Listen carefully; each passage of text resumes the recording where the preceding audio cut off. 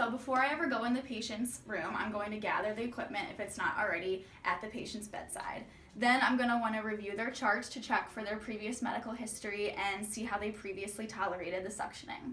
When I enter the room, I'm going to knock on the door, introduce myself. Hi, Mr. Jones. I'm Megan Dougherty. I'm a respiratory therapy student, and I will inform them that I'm going to suction them. If they don't understand the procedure, they're not familiar with it, I can explain that the process of what I'm going to do for that. And then I'm going to wash my hands and apply a pair of non-sterile gloves. Then I will assess the patient for any indications that they need to be suctioned. Some examples of that would be like a sawtooth pattern on the ventilator, if they had a decrease in their minute volume, if their SpO2 was dropping, or upon auscultation if I heard bronchi. So I'm auscultating and I hear bronchi, so I know I need to suction them. Then I will place the patient in semi-Fowler's position. Then I'm going to test the equipment by, where is it? Right here, by occluding the connecting tubing and setting the vacuum to -100 to -150 millimeters of mercury.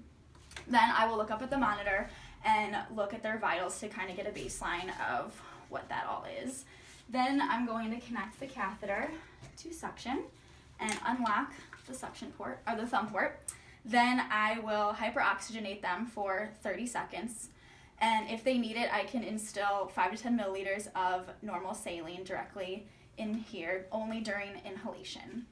And then I'm going to tell the patient, okay, Mr. Jones, I'm going to suction you now, and it's going to cause a cough. So then I can start by advancing the catheter into the airway.